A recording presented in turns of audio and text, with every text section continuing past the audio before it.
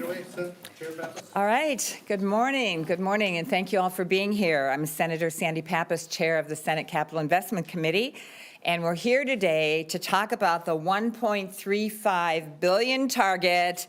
Yay! That the Senate has proposed for this year's bonding bill. Very, very excited. I'm proud to stand beside the trade unions and cities of Greater Minnesota in support of our target. And I'm proud of the bipartisan work that Senator Karin Housley and I have done in committee this session. I've spoken with many of you over the years about bonding bills, and I always say kind of hope springs eternal, right? Hope springs eternal about the chances of a bonding bill, more times than I can count.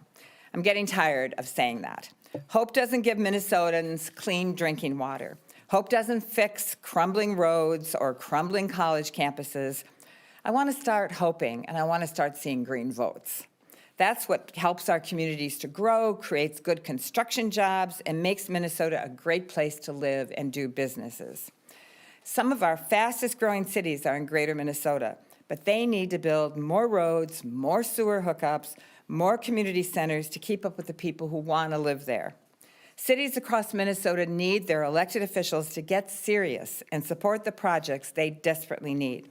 At a time when the federal government is wiping out funding for community projects, it's more important than ever that state lawmakers meet our end of the bargain and support these shovel-ready projects. Our $1.35 billion target for this year's bonding bill is what Minnesotans need. Now I'll turn it over to Majority Leader Erin Murphy. Good morning. I want to thank Senator Pappas, the chair of our Capital Investment Committee, the committee that invests in Minnesota across the state, for her persistence on making sure that we're prepared to move a significant proposal this year on bonding. Yesterday, in the Rose Garden, President Trump unveiled what he calls bold reciprocal tariffs.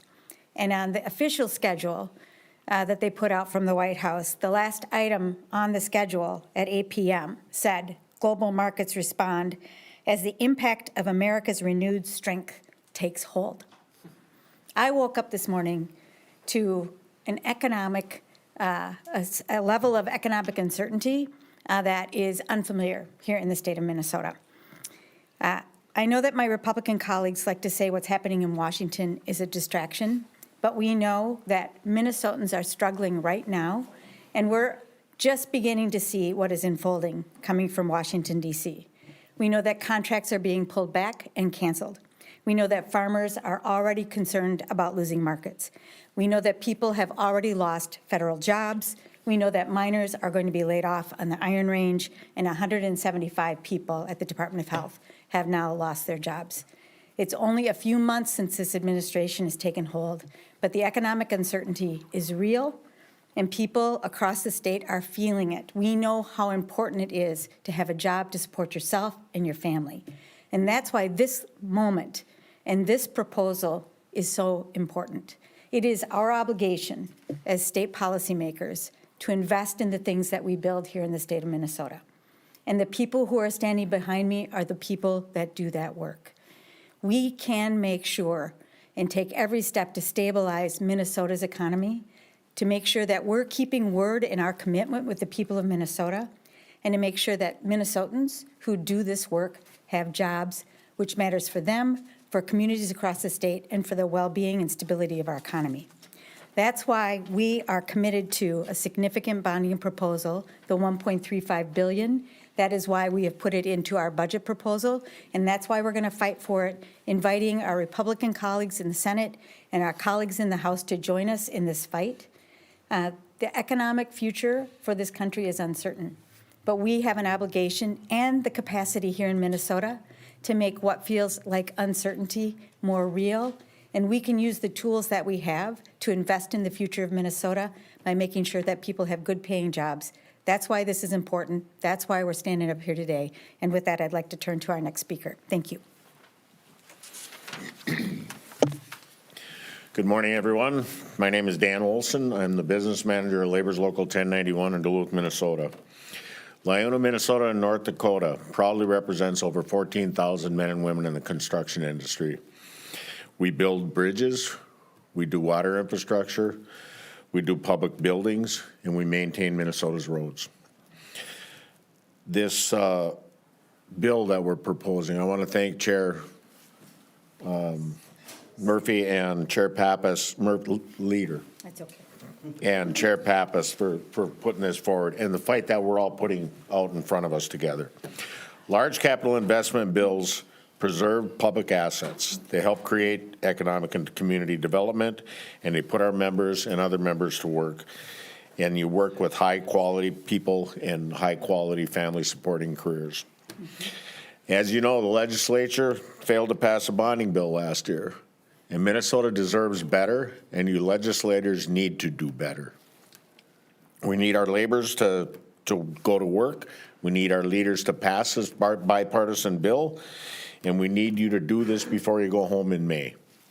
I want to touch on a couple things that we need, and across the state, there was investments in 2024 for $7.6 billion. An example is in Duluth. We're replacing lead lines, but we need to keep on replacing lead lines. Everybody wants clean water. Everybody wants to do the right thing.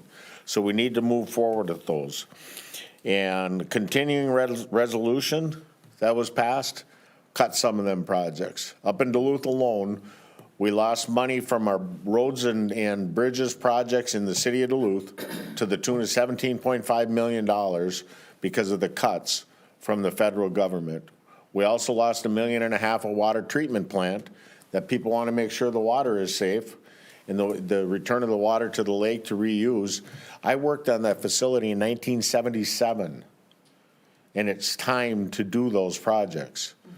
So we need everybody to do this. The aerial lift bridge will be done, but we're going to take money out of the city budget, and that's just wrong for our trades, our communities, and the people that we're trying to protect. Some of the other things are the 148th Fighter Wing that was cut out, the deck, the Duluth Library's out a little bit, but at this point, we urge all of you, Democrats and Republicans, to do your job, make sure that we're doing things right for Minnesotans, the people that live here, the people that work here, the people that count on you to do your jobs. Thank you. Good morning. I'm Rob Bush, a carpenter from Local 322 and lead business rep of the North Central States Regional Council of Carpenters. Minnesota's infrastructure is at a crossroads. Demands for improvements have created growing backlog. Cities and communities are struggling to get much needed help with projects that are critical to the residents within them. The time now it's time now to act. Cities and communities. As a union carpenter, I see firsthand the impact of the investments or the lack thereof it has on our communities and our economy, as well as our workforce. Our schools need repairs, bridges need reinforcement, and public buildings that serve our communities are waiting. The $1.3 billion bonding bill currently proposed by the Senate isn't just about roads, bridges. It's about good paying jobs for our thousands of skilled tradespeople across the state. Every day that this bill is delayed, another day passes and it gets more expensive. This bill is an opportunity to invest in our workforce, strengthen our infrastructure, and keep our economy moving.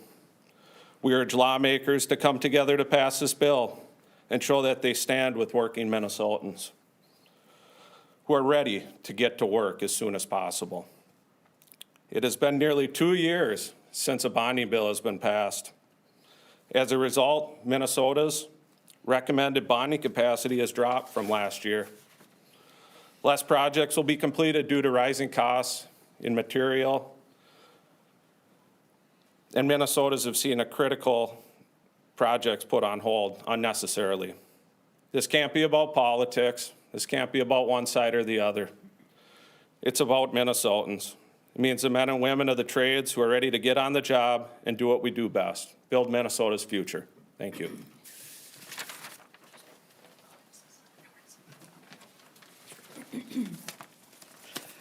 Good morning, everybody. My name is Bradley Peterson. I'm the Executive Director of the Coalition of Greater Minnesota Cities, and I'm very proud to stand here with Leader Murphy and Chair Pappas and our colleagues from the trades in support of what I think is a really, really good plan for a robust bonding bill that, as you've heard, Minnesotans need.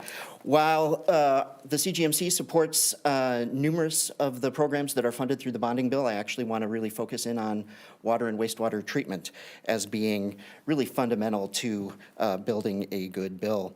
As you heard from Mr. Olson in Duluth, aging facilities and the need to respond to various contaminants such as phosphorus, manganese, PFAS, et cetera, is driving significant needs across the state. In fact, the Minnesota Department of Health and the Minnesota Pollution Control Agency estimate there over the next 20 years, there is $16.7 billion worth of needs. And I think that's probably a low estimate. So communities in every corner of the state, such as Duluth, Grand Rapids, Litchfield, Wake Park, and Winona, are awaiting funding for their water and wastewater projects. Delay in passage of a bonding bill will only add cost, dramatically increase already high local water rates, and endanger the health of communities. So some legislators like to say that the bonding bill is dessert, that it is your reward after all the other work is finished, that it's the cherry on top of a legislative session. That's the wrong way to think about it. The bonding bill is not dessert. It is the table setting. It is the table setting for clean drinking water, fishable water, swimmable water. It is the table setting for efficient, safe transportation across our state. It is the table setting for economic development projects that bring prosperity to communities, again, in every corner of the state. It is the fundamental work of government. And as we heard from the other speakers, we didn't get a bill last year. We needed one, we didn't get one. And that's why I think this $1.3 billion proposal could be a bright spot from this legislative session. And so we urge legislators across the aisle and in both bodies to roll up their sleeves and get the work done. Thank you.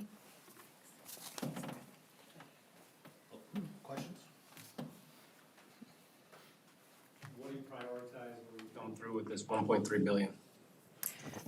We have a plan that we've used for many years where we set aside a pot of money for state agencies.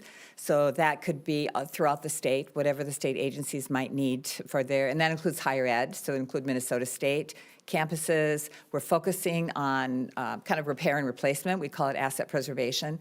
Then we have a pot for competitive projects, and that would be for water and sewer and roads and bridges. And then we have a pot for earmarked. So members can say, this is my top priority in the district. We really need this water system. We really need this. We do some for roads as well. But it's very bipartisan. We have projects all over the state. We tour the state usually in the fall. And so there are projects all over the state. And I've been working very closely with my counterpart in the Senate, Senator Karen Housley, and about this kind of exciting number that we have.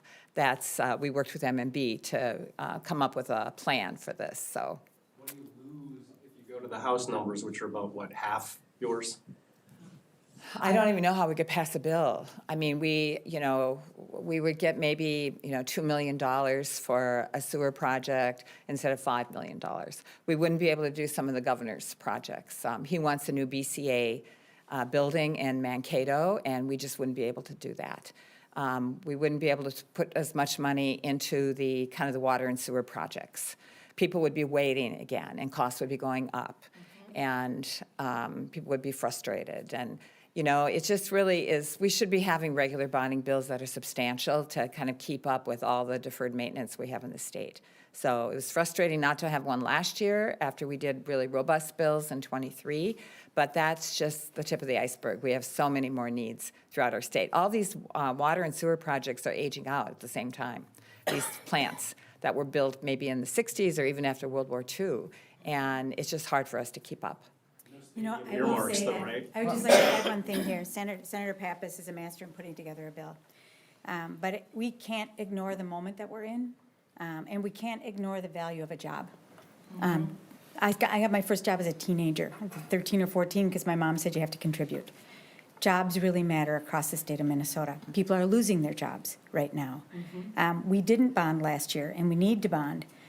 So it is often the case that we think about a bonding proposal in the lens of the politics of this capital.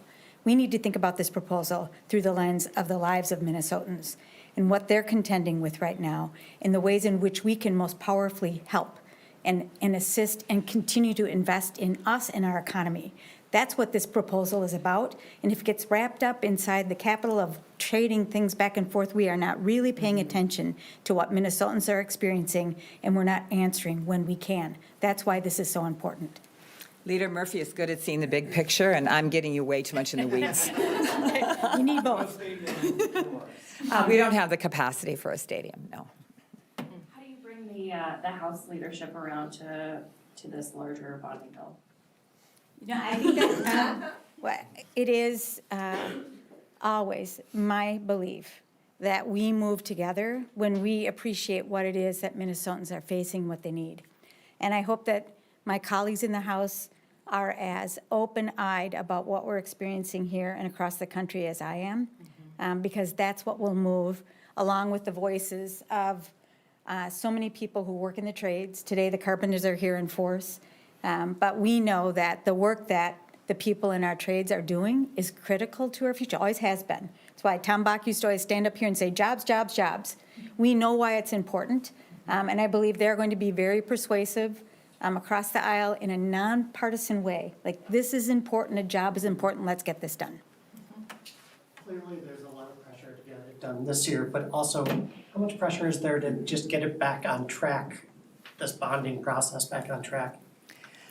Well, there's some members who would prefer that, but then why didn't they support a bonding bill last year? Last year would have got us back on track. But we just can't go 2 years without a bonding bill. So while being on track is nice, it's not as important as really funding those projects. Can you guys comment a bit, maybe how the tariffs that were implemented yesterday might impact, say, the cost of materials for construction or, home building, the wood or whatever, what that means for you guys and what that may mean for this bonding bill as well? Yeah.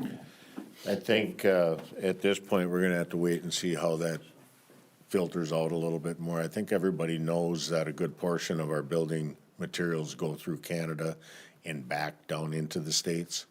A lot of raw material comes out of Michigan, gets trucked up into Canada and comes back down. So that tariff conversation is pretty fresh yet, and I think it needs to be weeded out. It'll have an impact on our materials. There's no doubt about that.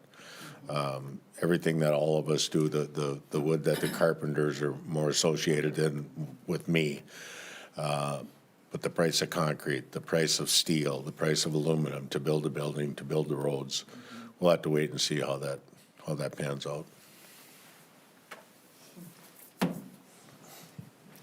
All right, we're good? Yeah. All right, thank you, everyone. All right. Great job, thank you all. Thank you.